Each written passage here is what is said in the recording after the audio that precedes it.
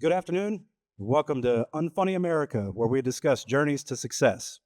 It's unfunny because no journey is ever without its obstacles. Here with me today, I've got Dennis Vee, actor and comedian. Dennis, Yes, welcome yes. to the show. Thank you so much. Yeah, I am I'm honored that you asked me to be on the first pilot episode of Unfunny America. Unfunny America. Unfunny America. That's we've spoken about podcasts for a while, you and I. Well, we got a history of podcasts. We really do. I like it. I like Unfunny America, especially in the situations that we find ourselves on these journeys. It's definitely a title that requires me to be a little bit tough. Oh yeah. Yeah. So Here we are. let's just start with you. I know that you recently did a comedy event with the VFW. Is that right? So I've done several comedy events with the VFW, starting at this VFW 670. And since that point, we've been able to capture audiences throughout VFWs through different states. We just came back from Malta, Ohio. Had no idea where that place was at. But I will tell you, VFWs are pretty much the same wherever you go. You got that familiar feel once you go in, and once they know you're a vet, it's like, okay, I'm safe. I'm in a safe place. That's like, you could be who you need to be with no fear of repercussions. So we love performing to VFW. Yeah, and what I saw when I was doing a little bit of research on you, I saw the comedy boot camp, and you had mentioned that you'd deployed like 11 times. Yep. Now, did this thing go off? Hello, God. Duh. You're gonna have to shore power it. We're gonna have to do it over. Now, now it's a podcast. Yeah. Because it's unfunny. Okay, I'm trying to see. Because this is what Unfunny America is all about. This is exactly what it's about. I'm starting my journey in podcasting, and, it's not pretty. No, what did you say earlier? And one of the things, it's not full of rainbows and unicorns. Yeah, exactly. Sometimes they shit rotten Skittles. They look good, but they taste, they're like M&M disguised Skittles. Exactly. M&Ms are good, but if you're not ready for it, you think you're gonna get something sweet and you got a mouthful of chocolate shit. It's not fun. That's what Unfunny America is, my good friend. Here we go again, but this time with better audio. With audio, period. I got a. Oh, yeah. Oh, no. That, yeah, my bad. But it's gonna be like. No. But anyway, so getting back to the question, you had deployed 11 times, and when I heard that, I wanted to know what was it that got you into comedy? Were you always the funny guy on the team? No, as a matter of fact, in the military, I was the unfunny. I never really engaged with so I engaged with soldiers, of course, because I was a soldier, but it was never like I wasn't the funny guy on the team. I was always I'm observing you guy on the team. And then when I come back home, I was the funny guy back home talking about all the funny shit everyone else did. So, while everyone was killing terrorists, I was collecting material to be the funniest guy at the barbecue. But yeah, the military, I wasn't that guy. I wasn't that guy. I was that guy before and after, but not during it. It's funny you mentioned that. Yeah. So coming from the Bronx, I mean, what moment were you like, did you see a comic on TV where you were like, I want to do that? Oh, yes. So they used to, they have these, I don't know if they still have them because I left New York right after 9/11, but they used to have these classes at this place called Learning Annex. And they were like, how to knit or how to write a funny story. There were different classes for whatever you wanted. It's pretty much like they have at FTCC. They got these like classes on how to make charcuterie and things like that. Well, there was one for stand-up comedy. And I was gifted that. My aunt didn't know what to get me for Christmas. How old were you at the time? Oh, I was already 30? 29. 30. I was 30. I was 30 years old. My aunt gifted me a certificate to stand-up comedy at the Learning Annex. So I went. It was a 6-week standard comedy class. And then after that, they showcased you at Stand Up New York, which I'm not sure. I think it's still there. I really don't know. And so I did the showcase, and it was a bringer show.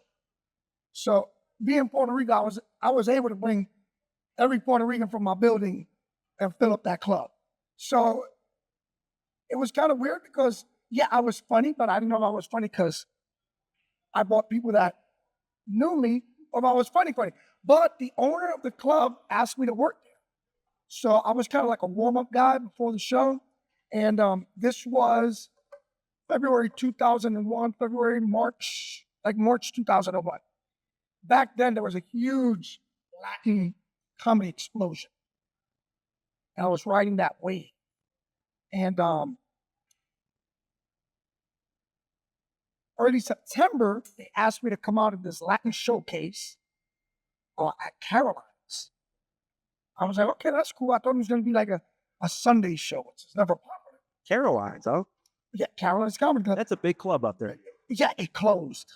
Are you serious? Yeah, a few years back, I heard. Yeah, like I said, I haven't been to New York. So I was so excited. I'm going to get my big break. We went to a wedding that weekend. Awesome wedding. I was supposed to perform the 18th of September, but that Tuesday was September 11th. Oh, damn. I re-enlisted that week because I was prior service. Yeah. I re-enlisted that week and I left shortly thereafter thinking I was going to just do a tour, come back and do comedy, but I wound up doing 20 years. Dude, that's wild. That's wild. So one comedian I've always watched and I've always loved watching is George Carlin. He has this one line, and I want to ask you what you think about it, but he says, hard work is for people without talent. That is true. Hey, if you ever watched the Brian's Tale, okay, the working man is a sucker.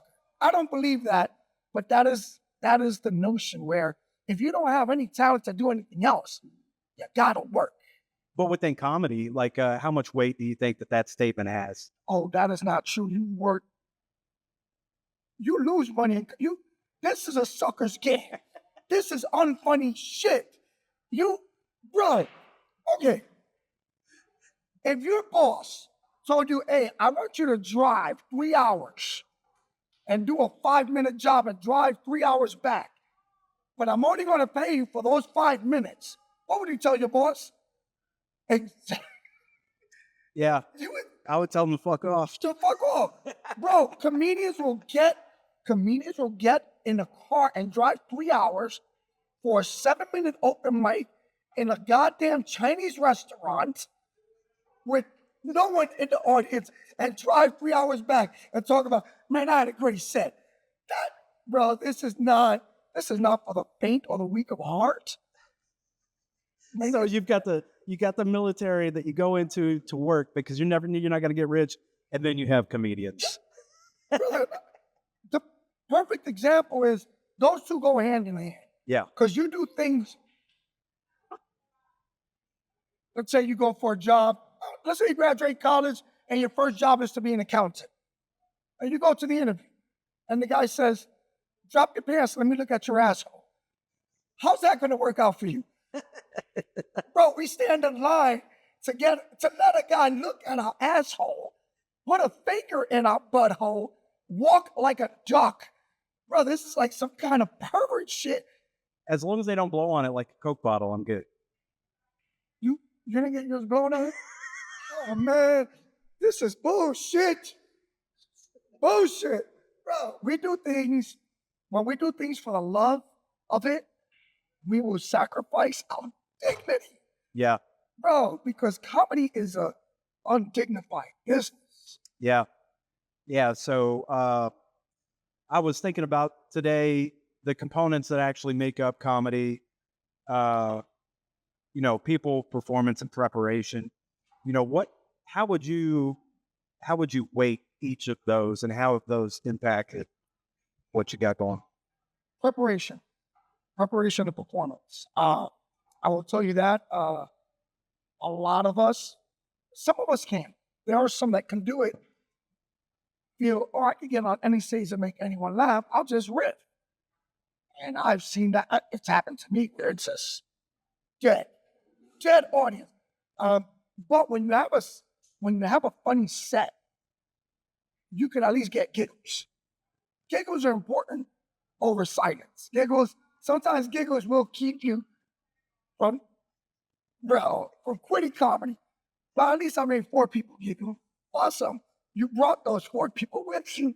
But Well, those giggles are contagious, like in church, when you're trying not to fart or you're trying to not think about something. that is exactly true. Oh, it's in the giggles. I giggles. But it's an unfunny business. And I get this, I get into this conversation with a lot of people that are not in comedy where, especially, people that hire comedians, and then they catch the show. I'm so sorry. These cheap beers at the BFW really do it for you. Brother, where else can you get cheap beers, Brotherhood, and a good case of trauma for just like $8? Yeah. BFWs, bro. BFW. But you might also get some bar side counseling. You do get bar side counseling. You will get, it's the place to be. Best material for this place. So a lot of people don't respect the comedy game outside of comedy. And I tell people, if you hire a plumber and son, you fix your problem 10 minutes before he shows up, you're still going to pay that plumber.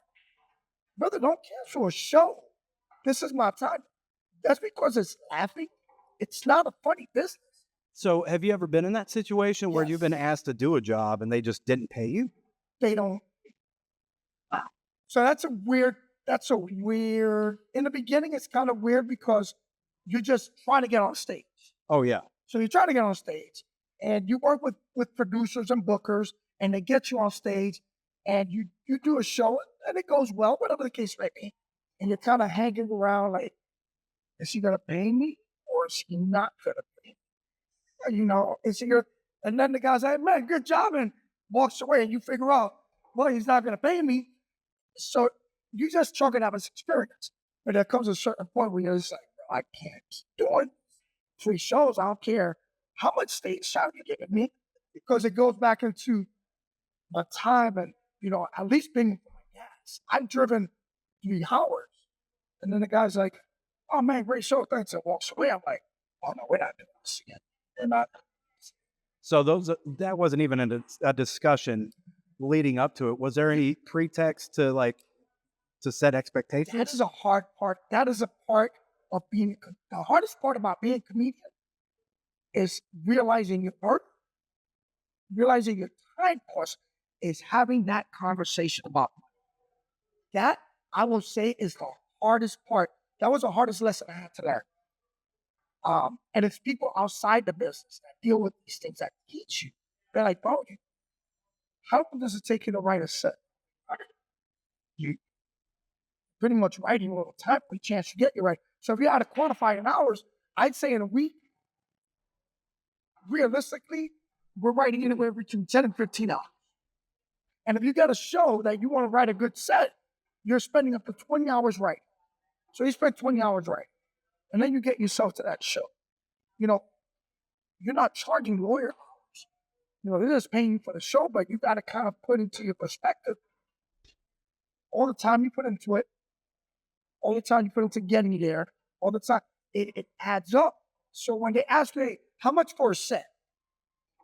Don't be shy to say, this is how much. And if they don't want to pay you, well, they're going to get a $30 comedy. Yeah, it's just going to come and tell you $30 jokes. And there's a big difference. And I was a $30 comic. Little by little, you start going up because you feel comfortable. You start knowing what works. But learning your worth is the hardest part. So what can you talk about the situation where you actually learned that lesson? Like, what situation was it like, okay, this is it? As far as knowing what my worth was, Yeah, because you had said that sometimes bookers and or the club owners will just be like, have you show up and then be like, hey, good set, and then just walk off. Yes. What situation was it that you were like, oh, this is what everybody's been talking about? Okay, you know what? We're going to be transparent. If the situation was actually at this VFW, Oh, where that is, that's not surprising knowing that they're associated with the military. But I'm sorry. no, it's crazy because, and it wasn't in a bad way. It was like, so this was my journey with VFW period. I came in here with a former comedy partner of mine, and we wanted to start doing shows at VFW. We're like, bro, there's already the hall, the audience. We just got to be funny. Anyway, I came in here to sell a show. I wound up becoming a lifetime member. And I still didn't get the show signed that day. Her name is Michelle. She's right over there, bro.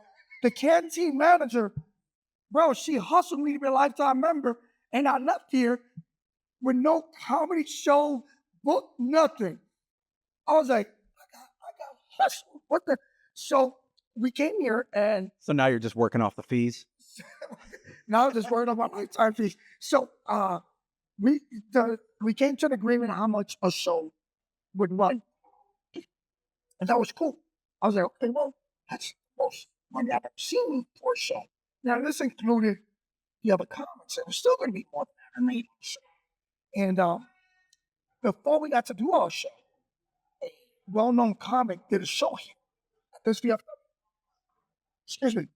And how do people do their contracts? Again, I didn't know. Anyway, show was a success. Show was a success. I hosted that show. R.J. Jorgensen was the feature. It was a great show.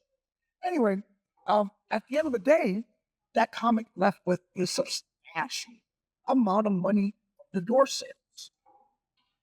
And when I compared it to what I was asking for, I was like,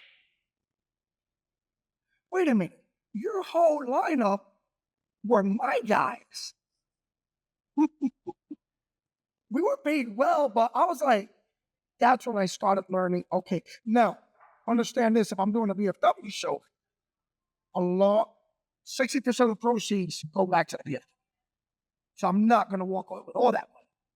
But I learned, okay, we need to eat. We need to travel. Like this weekend, I traveled out to Ohio. I drove myself out there. Eventually they paid for the gas in my hotel, but that's time that I'm spending away from home, away from other things. All that comes into play when you gotta ask for that money. And it's kind of that's the hardest lesson. That plus being funny. Some people still don't know that one. A lot of people still don't, and they already asking for money. I'm like, let's work on your 5-minute set first. Well, it's kind of like me doing this. No, this is... I really enjoy doing it. So, been helping friends out. So friends get friends prices. I've seen your journey on this. We have some history with your podcast journey. And I will tell you what, I'm a firm believer of there is an oversaturation of generic podcasts. Generic. 100%. However, I have seen podcasts I'm like, well, that's different. They're not talking about the same thing. They're not doing. So I'm not going to sound good at eating my words, but this is a different concept. I like it. Oh, well, thanks, man. I like it. That's why I agreed. I was like, I've seen your work. You did the JP's and Zach's. The Zach and JP's burnt out hijinks. Burnt out hijinks. Shout out to those guys. Zach is a dependent potamus. He is. I found that out. I was like, whoa. Zach is the dependent potamus. Kind of explains a little bit. Zach is the guy that's like, hey, you will address me by my rank. E4 Zach. That's ridiculous. So whenever you left the military, what was the first steps? Did you instantly get out of the military and be like, I'm going to do comedy? No. I was an overseas contract. I worked for the State Department and different organizations. Then I came back home. I was a teacher. Middle school. 6th, 7th, and 8th grade. What subject? Spanish and computer science. Huh. Yes. I taught at New Century Middle School. Speaking of computer science, you ever run into anybody that doesn't know how to use a thumb drive? You're looking at it. Oh. I'm just kidding. You're looking at it. Yeah, I've read That's it. public schools right there. It's, brother, that's a whole separate podcast. Yeah, it is. On that alone. Brother, I could tell you some stories on that alone. So I did a lot of things for a few years, DOD contract, I think, before I got the itch to do an open mic. And the first one I did was at Fainting Goat at Fuquay Arena. Okay. This was exactly about 3 years ago because I started comedy April, March timeframe, May timeframe 3 years ago. Oh, right on. I just hit 3 years this month. Okay. So I went to the open mic. I said, "Oh man, I got this," because I had material that worked way back when. So I went to Florida. My mother lives in Florida, and like every good Puerto Rican mother, she saved everything I ever had. Circumcision, everything is still in everything. It looks like a pork rind right about now. Yes. Anyway, so I found my comedy notebook. I said, I'm going to kill with this material. So I went to the open mic. I did the material, and I got gasped. I got, remember, this material was pre 9/11. It was a whole different time. Dude, different world. Different world. Jokes were different. I bombed hard. However, the guy there, his name is Larry. He's Larry. Great guy. He's more of a musician, a comedian type guy, but he gave us that space to do comedy. And he was like, "You're funny, but your stuff is dated." So I was like, "Okay." So I just had to go back and rebuild everything. Yeah. So when people saw me growing in the scene, it was pretty much from the beginning. I had to learn what was acceptable, what wasn't acceptable. What can I say? What can I talk about? I used to have 15 minutes of straight Special Olympics material, and that was hilarious. Now, I try to workshop a joke on my mother. One joke. Yeah, that didn't go too well. That didn't go too well. I'm always pushing jokes to my brother, and I quit doing it because I didn't know what kind of comic I wanted to be.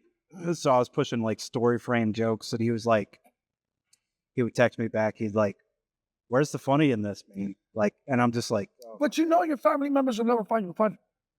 My daughter says it all the time. She says, "People pay you for this." I'm like, "Girl, you're about to go to community college and you keep saying stuff like that." Man.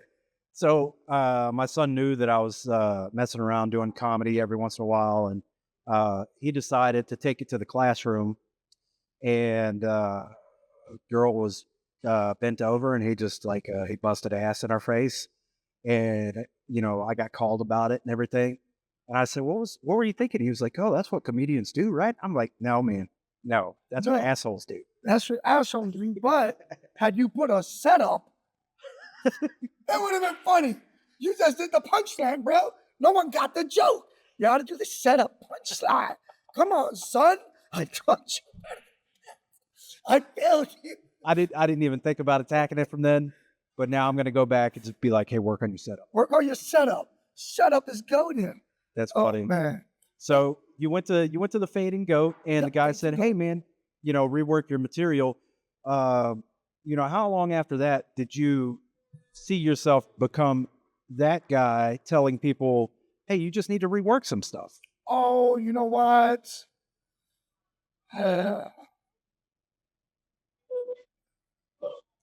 I'd say, like, with confidence, I'd say maybe in the past year. Okay. It's always easier to see from the outside, things that work. And even come myself, I'll drive home and I'll be like, "Man, I had this great joke. I should have said it." Yeah, from the outside, yeah. Bro, it's 3 hours later. Yeah. You're washing your hair, you're like, "This is the comeback I should have said to that heckler." Where from the outside, you have that, you could see it, you could work it. So I'd say a year from now, I actually had a conversation with with Slim. Well, I would tell you, Slim is one of the most naturally funny guys that I have seen on this scene since I started.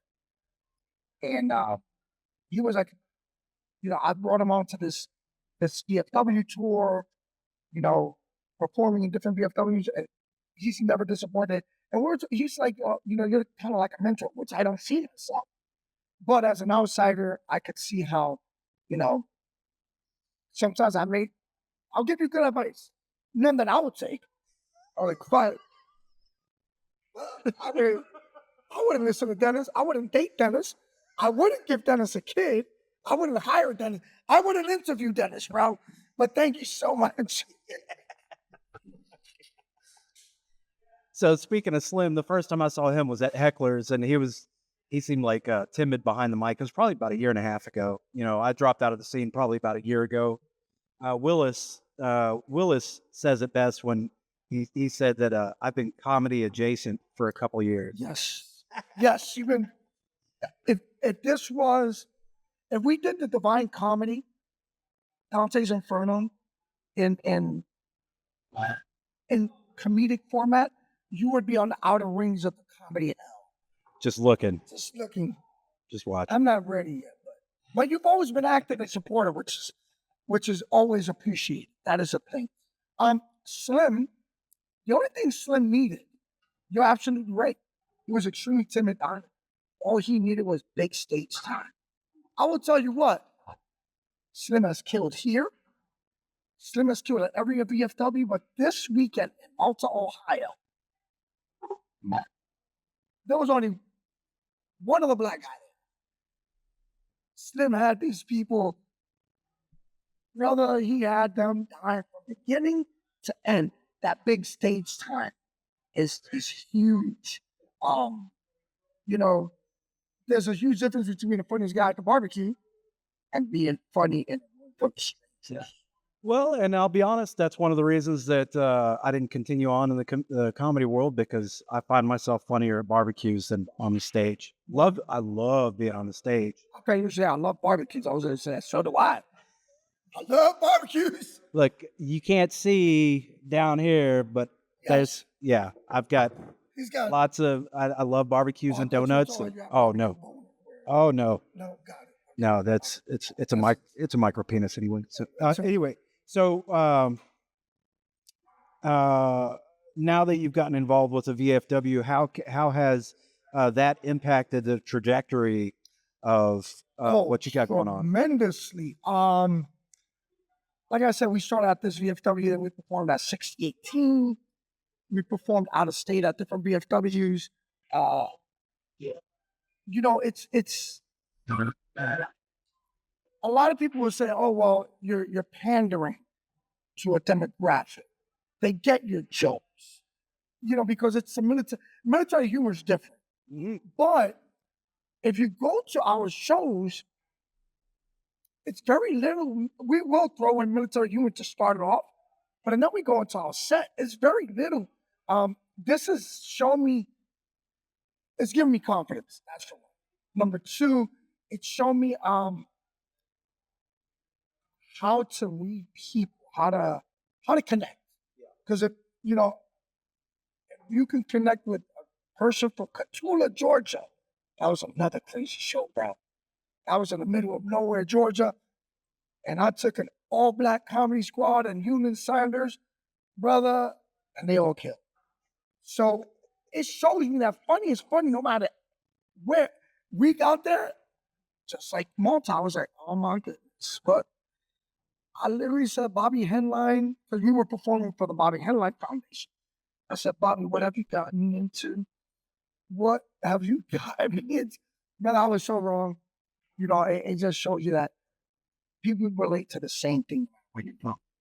So people always talk about different seasons of life, and within the comedic career, do you see the season changing for you from being a performer to more of a promoter and like a show booker and creator? So I fell into that because a big thing is, people tell you, well, if you don't get the platform you want, create your own platform, which I did. And to do that, you got to be a booker producer. Now, the challenge is to create a quality platform. Yeah. And I've learned that along the way too. Not every place that has a space, a mic, and a speaker is a place for comedy. Yeah. Just today, I was talking to a member of the Chamber of Commerce because I had the opportunity to do an opening set for the Chamber of Commerce Award that went horrible because it wasn't conducive to comedy. It's like the Hinchcliffe joke about. Exactly. Yeah. So we had people still eating. There was no MC warming them up. Yeah. It was just like, and coming to the stage, Dennis Vee, while people are eating macaroni and cheese, I'm like, have you ever wondered why you can't touch your toes, whatever the case may be? It was horrible. It was horrible. And, you know. Do you get out of breath tying your shoes? Oh, bro, do I you know what I just learned today? Giraffes have trouble drinking water because they might pass out. They're just, because of the whole blood to the head, long neck type thing. Giraffes die drinking water. They either drown, hit their head, or get blood clots. I'm like, I feel your pain, bro. I haven't tied my shoes in about 15 years. Crocs and Hey Dudes are making a killing out of my people, bro. When I say Puerto Rico, no, 55-year-old, middle age. We do not tie our shoes anymore. What do you got on? I got some PFGs, man. Hey Dude cousins. Yeah, man. What, you got to tie those? No. Bro, your belt becomes a tourniquet. I'm like, why are you choking me out, bro? I've been good to this waist for all these years. Yeah, that's funny. But yeah, so it's that relatability. But the booker producer thing, I'm real comfortable with it. And I tend to host the shows. That's another thing people have to learn. Just because you book and produce a show doesn't mean you have to headline it. Sometimes you don't even have to be on stage.